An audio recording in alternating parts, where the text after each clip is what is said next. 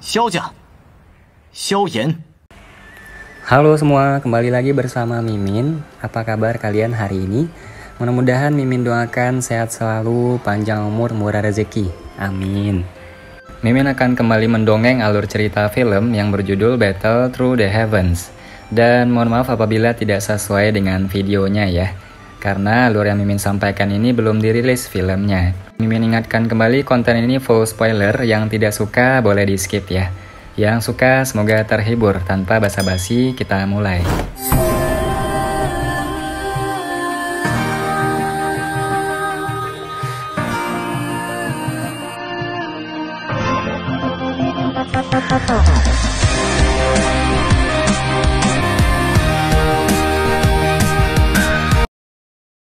Melanjutkan dari cerita sebelumnya.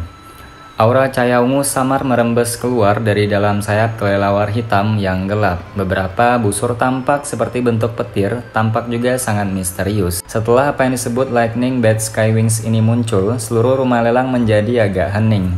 Namun keributan pecah di antara mereka yang pernah mendengar nama teknik Flying Dough seperti Sekte Darah, Makam Kerangka Hitam, dan faksi lain di depan. Jelas apa yang disebut Lightning Bat Skywings ini telah menarik minat mereka.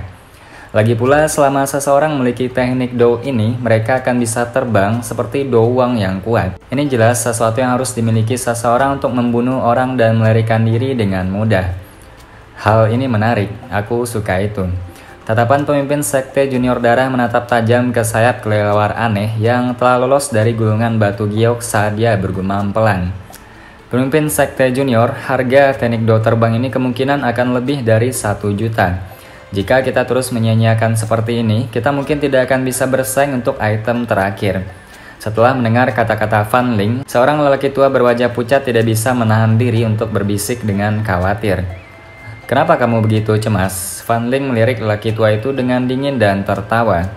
"Karena ayah sudah membuat persiapan, benda itu akan mendarat di tangan kita terlepas dari siapa yang mendapatkannya melalui pelelangan. Kalau begitu, kita bahkan mungkin bisa menghemat banyak. Namun itu sedikit terlalu beresiko, apalagi jika informasinya bocor, itu akan sedikit merepotkan," pria tua itu berkata dengan agak ragu-ragu. "Aku tentu punya rencana sendiri, tidak perlu khawatir, Penatua Luo." Tatapan Fan Ling gelap dan dingin saat dia menatap sekelompok orang dari Makam Kerangka Hitam yang duduk tidak jauh sambil berbicara dengan acuh tak acuh. Melihat bahwa nasihatnya tidak berguna, yang disebut Penatua Luo hanya bisa menghela nafas tanpa daya.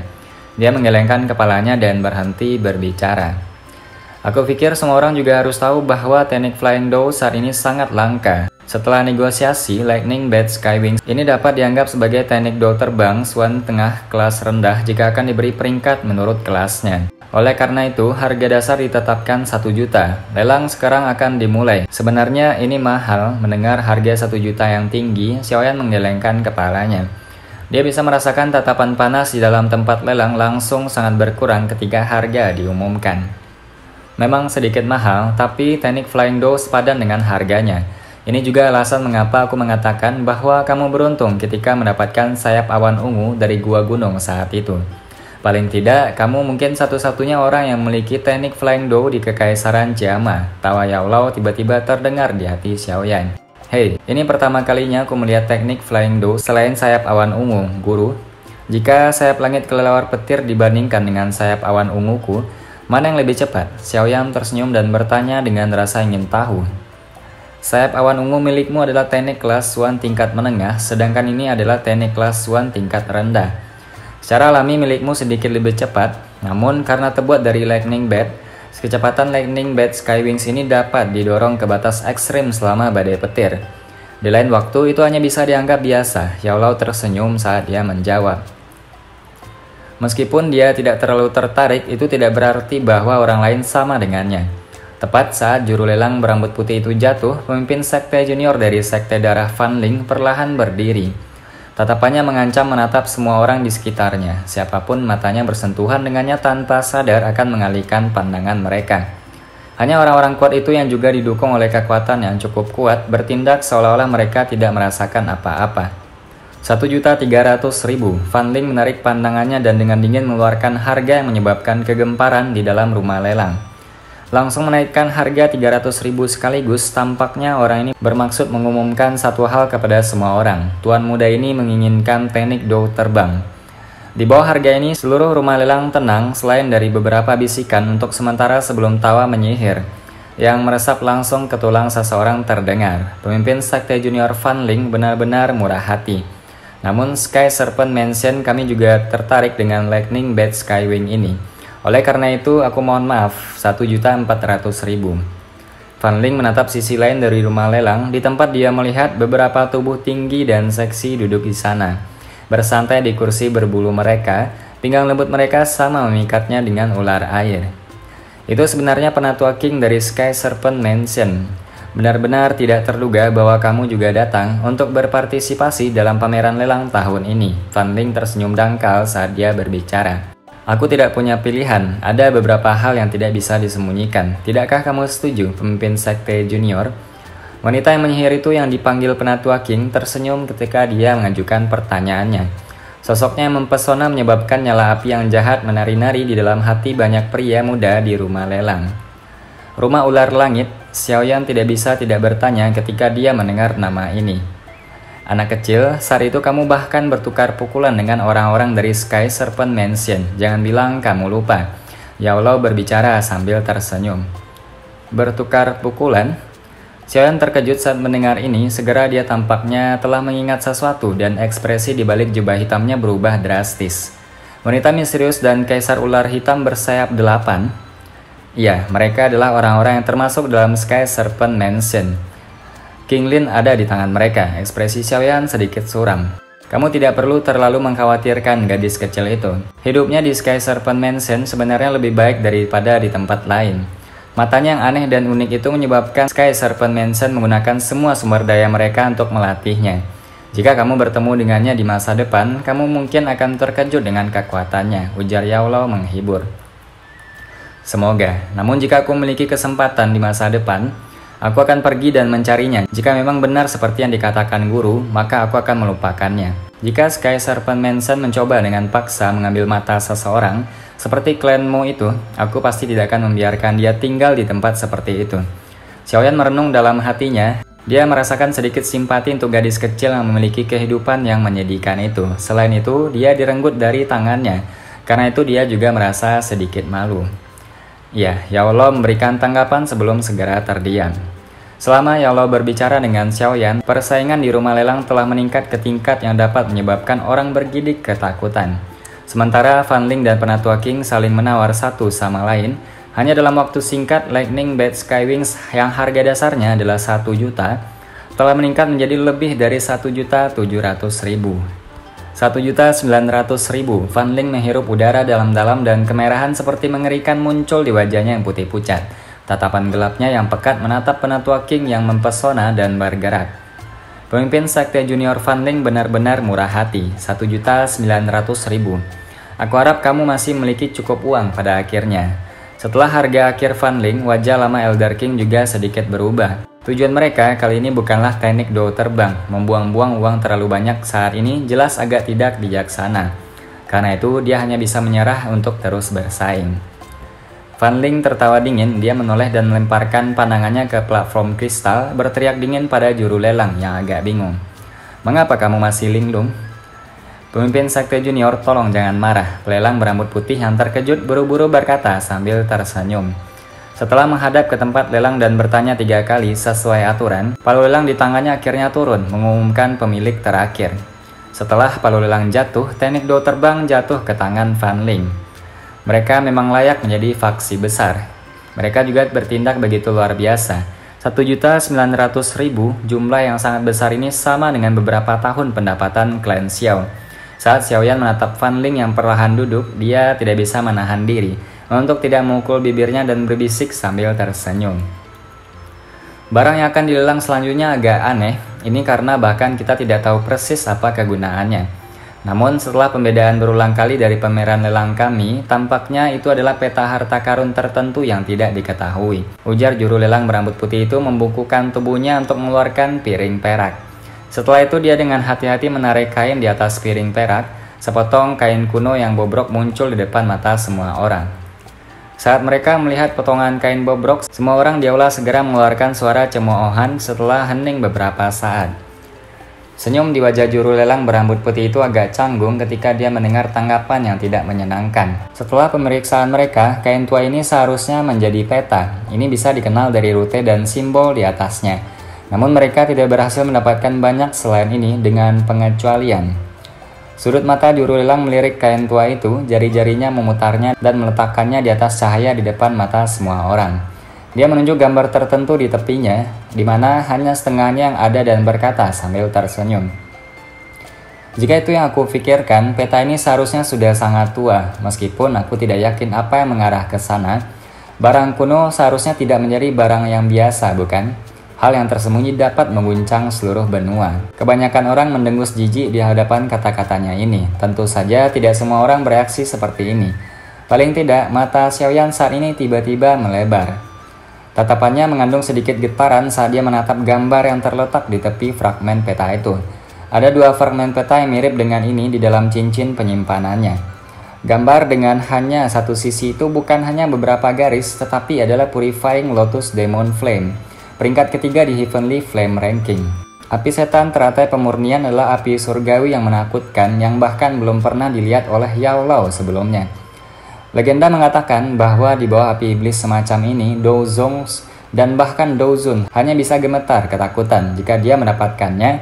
Apakah mantra api akan langsung berevolusi menjadi metode Qi kelas Tian yang legendaris? Tentu saja, Xiaoyan juga tidak mengetahui jawaban ini. Satu-satunya hal yang dia ketahui saat ini adalah dia harus mendapatkan fragmen peta itu dengan cara apapun. Mendengar bahwa orang-orang di bawah tidak memiliki tanggapan antusias, juru lelang berambut putih hanya bisa menggelengkan kepalanya tanpa daya. Menurut apa yang kami tentukan, harga dasar dari potongan kain ini adalah 100.000. Sekarang pelelangan akan dimulai. Saat suara juru lelang berambut putih jatuh, tempat lelang yang sangat besar segera menjadi benar-benar sangat sunyi. Beberapa tatapan yang menyapu peron seperti mereka mencoba untuk menemukan orang idiot. Siapa yang akan menghabiskan 100.000 koin emas untuk membeli barang rusak yang bahkan tidak tahu apakah itu asli atau palsu? Di bawah jubah hitam, tatapan Xiaoyan menatap tajam pada potongan kain kuno itu. Jika bukan karena wajahnya tertutup oleh bayangan si Dopeng, kemungkinan siapapun bisa melihat hanya dengan melihat wajahnya bahwa dia dipenuhi dengan kegembiraan. Jika tindakannya menarik keraguan dan perhatian dari faksi yang sangat besar di depan, kemungkinan benda itu akan berakhir di tangan orang lain. Paling tidak, Xiaoyan dengan jelas tahu di dalam hatinya bahwa tidak mungkin baginya untuk melawan faksi itu dengan kekayaannya yang saat ini. Juru lelang berambut putih itu tidak bisa menahan diri untuk tidak menggelengkan kepalanya tanpa daya saat dia menatap tempat lelang yang sunyi dan tatapan mengejek yang tak terhitung jumlahnya. Dalam hatinya, dia berulang kali memfitnah orang-orang yang menilai harganya. Meskipun potongan kain ini berasal dari zaman kuno, bahkan dia sendiri tidak memiliki banyak keyakinan bahwa itu bisa berhasil dilelang dengan harga 100.000. Keheningan di tempat pelelangan berlanjut selama 5 menit ketika juru lelang akhirnya menghela nafas. Dia baru saja akan mengumumkan bahwa waktu pelelangan sudah habis dan telah jatuh ketika sebuah suara tiba-tiba terdengar menyebabkan dia menghela nafas lega kembali. 110.000, suara samar memecahkan kesunyian di dalam tempat pelelangan. Tatapannya tak terhitung jumlahnya bergerak ke arah suara itu sebelum akhirnya berhenti pada tubuh sosok berjubah hitam di dekat barisan depan. Beberapa gumaman terdengar. Apakah ada yang salah dengan pikiran orang itu? Menghabiskan 110.000 untuk membeli barang rusak yang kegunaannya tidak diketahui. Tidak hanya kerumunan manusia di belakang, tetapi juga beberapa faksi di depan melemparkan pandangan yang agak aneh ke arah Xiaoyan yang tubuhnya terbungkus jubah hitam. Pemimpin sekte junior dari sekte darah memiringkan kepalanya ke arah Xiaoyan, alisnya pun tanpa sadar sedikit berkerut. Untuk beberapa alasan yang tidak diketahui, hatinya terus memiliki perasaan yang sangat berhati-hati terhadap orang misterius ini. Sekarang dia melihatnya benar-benar mengeluarkan tawaran untuk pertama kalinya. Fan Ling menggelengkan kepalanya. Dia merenung sejenak sebelum menyipitkan matanya, berkedip saat dia menatap potongan kain kuno yang sedikit bergoyang di tangan juru lelang. Juru lelang di platform kristal juga diam-diam menghela nafas ketika dia mendengar seseorang akhirnya mengajukan penawaran. Dia mengangkat kepalanya dan tersenyum ketika berbicara ke arah di mana Xiaoyan berada. Tuan ini telah menawar 110.000, apakah ada yang menaikkan harga? Jumlah orang yang tak terhitung jumlahnya memutar mata mereka ketika mereka mendengar kata-kata juru lelang. Apakah dia benar-benar berpikir ada begitu banyak orang bodoh di dunia ini? Juru lelang juga jelas tahu bahwa pertanyaan ini berlebihan. Dia tersenyum canggung untuk sementara waktu sebelum menghancurkan palu lelang di tangannya. Tunggu. Suara sedingin es tiba-tiba terdengar menyebabkan palu lelang di tangan juru lelang menjadi kaku. Tatapannya tidak pasti mengikuti sumber suara dan menoleh hanya untuk menemukan bahwa pemimpin sekte junior dari sekte darah Fan Ling perlahan berdiri. Dia segera tersenyum kemudian berkata, "Pemimpin sekte junior, kamu?" Fan Ling mengabaikannya. Di bawah tatapan semua orang, dia membalikan tubuhnya dan menggunakan tatapannya yang gelap dan dingin untuk melihat orang berjubah hitam yang duduk di kursi tanpa bergerak. Tiba-tiba dia tertawa dan berkata, "Tidak ada. Hanya saja aku tiba-tiba sedikit tertarik dengan hal ini. 130.000. Di bawah jubah hitam, tatapan yang awalnya sedikit bersemangat tiba-tiba menjadi tajam. Tinju di bawah jubah itu terkepal erat. Jubah hitam itu sedikit bergetar saat tatapan Xiaoyan melewati topi itu dan menatap tajam ke arah pemuda berwajah pucat itu. Douki yang samar tanpa sadar mulai melonjak ke depan dalam jalur kinya seperti danau yang menderu. Jangan gelisah, sama seperti Douki di tubuhnya tanpa sadar akan menyembur keluar, suara Yao Lao membangunkan Xiaoyan dari amarahnya seperti guntur selama musim semi. 150.000. Kenaikan harga Xiaoyan menyebabkan Fan Ling mengangkat alisnya. Di dalam tempat pelelangan ini, selain orang-orang yang memiliki faksi kuat di belakang mereka, Xiaoyan adalah ranger tunggal pertama yang berani bersaing secara terbuka dengannya.